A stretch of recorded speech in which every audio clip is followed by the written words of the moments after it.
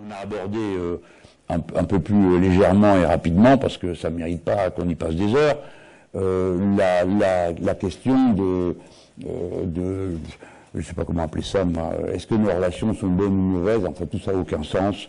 Je vois Martinez, je suis pas obligé de vous le dire à chaque fois que je le vois, lui est pas obligé de vous le dire, on se téléphone. Pendant cette bataille, dès qu'on a reçu la lettre, on a eu une réunion en groupe et on a mandaté Éric Coquerel pour qu'il prenne contact avec la CGT, donc la direction de la CGT, donc tout va bien. S'il le faut, on le répète, le syndicat c'est le syndicat, le mouvement c'est le mouvement. Alors nous avons selon l'expression de M. Martinez lui-même, des situations de convergence, d'intérêt, de lutte et de vision. Là, c'est tout à fait clair qu'on analyse de la même manière les ordonnances. Donc, qu'est-ce que vous voulez? Même en faisant un effort, on ne va pas s'inventer des divergences qui n'existent pas. C'est clair que dans le moment, la proximité d'analyse avec la CGT solidaire est la plus grande, est à son plus haut niveau, puisqu'on dit la même chose sur les mêmes sujets. Alors après, les nécessités, les formes de mobilisation nécessitent notre indépendance pour être efficace. La CGT a besoin d'être indépendante, ça nous a été réexpliqué, mais on connaît assez nos fondamentaux. Pourquoi? Parce qu'il y a des syndiqués de toute tendance, de tout parti dans le syndicat. Et donc il est nécessaire pour qu'ils puissent rester groupés que le syndicat soit indépendant. Puis nous, je vous dis la même chose.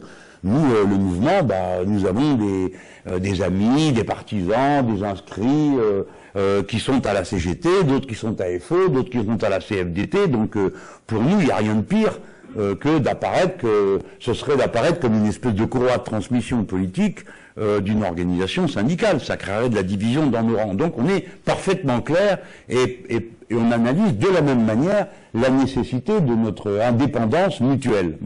Donc, que la confédération syndicale n'appelle pas à la manifestation du 23, alors là, voilà qui n'est vraiment pas une nouvelle, c'est tout à fait banal, puisque dans le passé, toutes les manifestations auxquelles nous avions appelé du temps du Front de gauche, pas une seule fois, une quelconque confédération n'a appelé à venir. Par contre, des syndicats, par ailleurs confédérés, qui y appellent, oui, ça c'est déjà vu, et peut-être que ça se verra cette fois-ci. Mais c'est pas l'objectif essentiel. L'objectif essentiel, c'est d'obtenir un effet de vagues roulantes, une derrière l'autre, partant à l'assaut de la muraille.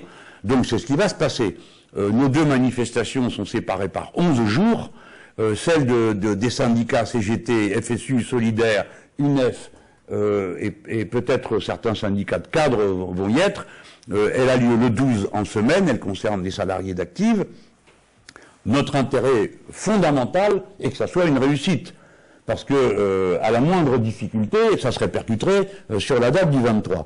Donc nous avons depuis le début appelé au succès de cette marche, celle du 12, je suis en train de vous en parler. Si vous voulez bien vous référer à ce que nous avons dit à la tribune de l'Assemblée nationale, depuis nos places, etc. Depuis le premier jour. Notre intérêt profond est que ce soit un succès. Alors on pourrait dire que on empiétait un peu parce que, après tout, notre mouvement n'avait pas vocation à appeler à une manifestation d'un syndicat. Mais comme on disait la même chose et qu'on avait la même analyse, il est normal qu'on apporte nos soutiens à ceux qui pensent comme nous. Quand même, c'est pas trop choquant. Voilà.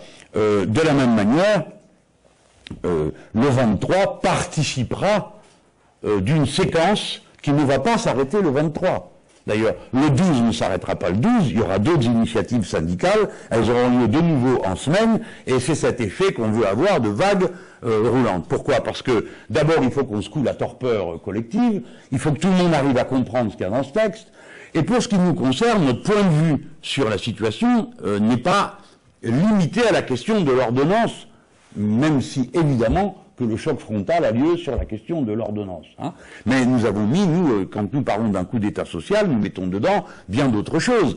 Et nous mettons aussi, par exemple, la suppression des emplois aidés, qui ont été regardés jusqu'à présent d'une manière extrêmement technique, à notre avis. On en parle, est-ce que ça aide ou pas, est-ce que enfin quand même, c'est le plus grand plan licenciement qui a jamais existé dans ce pays. 150 000 personnes perdent leur boulot en une seule nuit, d'une décision du gouvernement. Et nous allons monter à 260 000. Donc sur le plan de l'emploi, c'est 260 000 chômeurs de plus d'entrée de plume entre 2017 et 2018.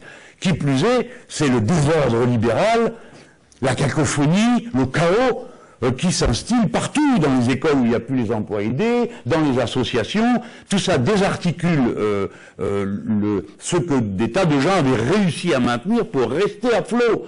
Là, c'est la goutte qui fait déborder le vase et s'effondrer le tout. Donc, nous mettons ça dans la manif du 23. Nous mettons la question de l'APL avec ce foutage de gueule qui se termine par le fait que le président de la République demande aux propriétaires de baisser les loyers. Ben voyons, on n'a jamais vu une chose aussi ridicule que celle-là, dite par un chef d'État. Bon. Alors, tout ça, ça sera présent dans la marche du 23 parce que notre espace, nous, c'est celui d'une responsabilité populaire. Là, tous les gens que vous voyez là sont les élus du peuple. Nous représentons le peuple. Le peuple dans toutes ses composantes. Ceux qui travaillent pas. Ceux qui travaillent pas parce qu'ils sont au chômage, soit parce qu'ils sont à la retraite ou parce qu'ils sont en formation. Et notre marche du 23, je veux le redire ici avec force, bien sûr qu'on en a pris l'initiative, mais c'est normal qu'on le fasse. Enfin, si nous ne le faisons pas, qui va le faire au plan politique? Qui est la première force qui marche en tête de cette famille? C'est nous. C'est comme ça, depuis l'élection présidentielle. Donc on assume nos responsabilités politiques. Nous avons une perspective politique que nous traçons. Et quoi qu'en pense Benet, de président de la région des Hauts-de-France, Monsieur Xavier Bertrand qui dit n'a rien à proposer, ben, peut-être parce que lui ne sait pas lire, mais tout le monde sait que nous avons proposé un programme sur la question de l'emploi et que c'est lui que nous tenons à la disposition du pays et que nous sommes prêts à appliquer demain s'il le fallait. Bon, donc tout ça, c'est notre devoir de mettre en lumière qu'on peut faire autrement. C'est pas vrai qu'on est condamné à faire des macroneries, hein, voilà. Donc on sait et on peut faire autrement. Et c'est ça qu'on va aussi dire le 23. C'est ça la signification de cette marche populaire. Bon, j'ai parlé de déferler, ben ça veut dire ce que ça veut dire, non? Déferler, ça veut dire qu'il faut être nombreux, faut défendre ses droits, il faut. Et puis tout le mois d'octobre, vous le savez, ensuite sera peuplé de mobilisations syndicales et peut-être que nous, à ce moment-là, après le 23, nous ferons un point, nous nous rapprocherons de tout le monde pour voir comment on peut envisager la suite. Voilà, donc notre marche, elle est par son contenu et par ses appelants, c'est celle de tout le monde. Vient qui veut, avec ses pancartes, avec ses drapeaux. Nous ne prétendons imposer de mots d'ordre à personne. Certains sont plus sensibles à une question qu'à une autre. J'espère y voir de nombreux socialistes. J'ai vu que parmi eux, la question se posait. Et vous savez que nous travaillons avec beaucoup d'applications à essayer de les ramener dans le camp de l'opposition. Nous avons déposé ensemble un recours au Conseil constitutionnel. Vous savez qu'on a fait ça, ça a pris du temps, c'est très important pour nous, parce que nous nous adressons à un groupe dont la moitié des membres étaient absents le jour du vote, au premier vote, et dont 5 a voté la confiance au gouvernement, tout le reste s'est abstenu, et 3 seulement ont voté avec nous. Donc vous voyez qu'il y a du travail à faire. Si on veut que des forces se rassemblent, ben, il faut aller convaincre. Alors on essaye de convaincre au bouton de veste un par un les députés de La République En Marche, on essaye de convaincre les députés socialistes. Bon, il y a au moins un travail de fait, c'est qu'avec les communistes on dit pareil. Donc voilà, c'est ça notre point d'appui. Mais ce qu'il faut bien comprendre, c'est que le cœur de l'affaire se joue entre le gouvernement Macron et ce que nous sommes en train d'organiser politiquement. Sur le plan social, c'est évidemment en tout. Ce que nous faisons nous, ce que font les organisations syndicales, ça se découpe pas.